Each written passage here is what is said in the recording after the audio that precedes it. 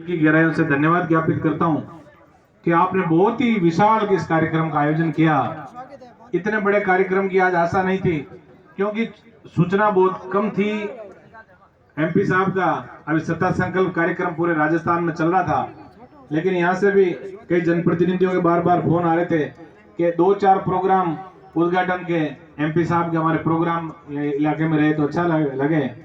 और आखिर में परसों रात को ही एमपी साहब ने हाँ की कि मैं 4 कार्यक्रम अलग अलग सड़कों के मैं खींवसर विधानसभा में करूंगा।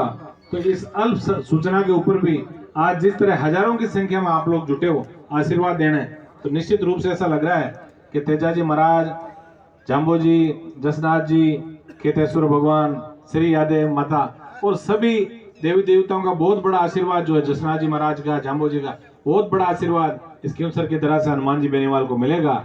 मैं तो इतना ही निवेदन आप सबसे करूंगा कि हनुमान बेनीवाल एक किसान का बेटा जिसने 75 वर्ष देश की आजादी के बाद पहली बार एक सपना देखा कि मैं मेरे समाज के अंतिम छोर में बैठे मेरे भाइयों को, मैं किसान कमेरी कौम के सबसे अंतिम पंक्ति में बैठे व्यक्तियों को सत्ता के शिखर पर मैं लेके जाऊंगा। ऐसा सोचने वाला व्यक्ति आप बड़े सौभाग्यशाली हैं कि ऐसा जनप्रतिनिधि आपको मिला, क्योंकि जिस खेत की बाढ़ अच्छी होती है, जिस खेत की बाढ़ सुदृढ़ होती है, उस खेत में फसलें भी अच्छी होती है। कोई बाहर का व्यक्ति जो आके नुकसान नहीं कर सकता।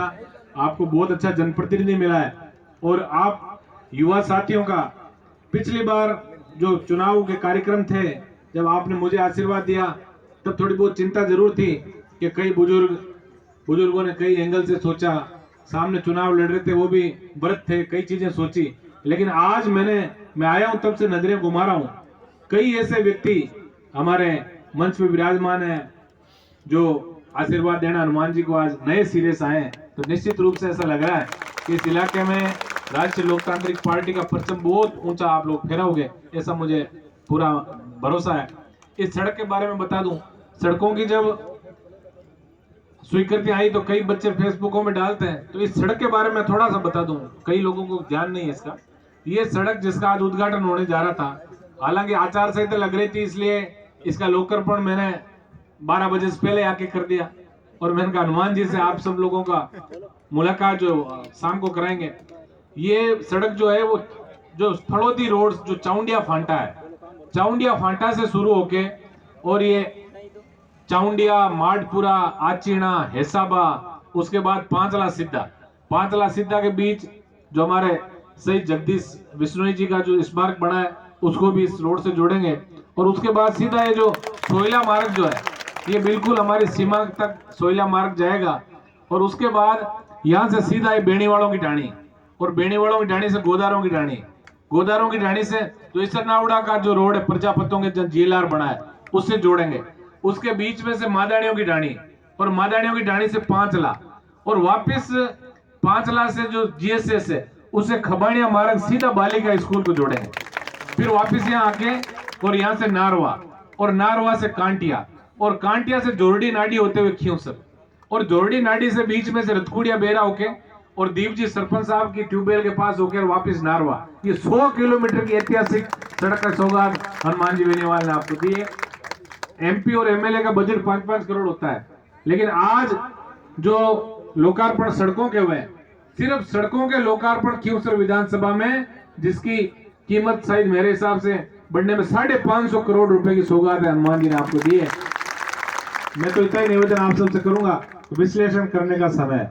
और ये सही बात है कि इधर का जो इलाका आप लोग गहराई से विश्लेषण भी करते हो।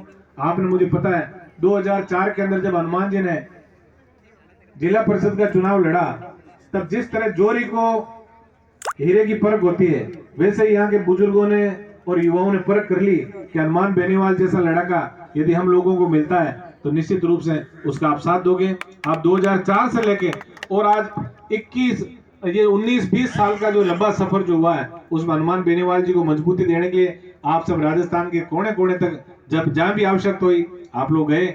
मैं तो इतना ही निवेदन आज आपसे करूंगा कि हनुमान बेनीवाल जैसा लड़का जो सदियों बाद ऐसी राजनीति के अंदर पैदा होता है, तो निश्चित रूप से अब हम सबका कर्तव्य है कि 5 साल जिस व्यक्ति ने रात और दिन जाग के और अपना फर्ज निभाया, अब हम सबका फर्ज है कि आचार संहिता लगने के बाद इनको थोड़ा आराम कराए और हम जाके और हनुमान बेनीवाल की झोली भर के पूरा राजस्थान के अंदर राष्ट्रीय लोकतांत्रिक पार्टी का डंका हम सबको बजाना है।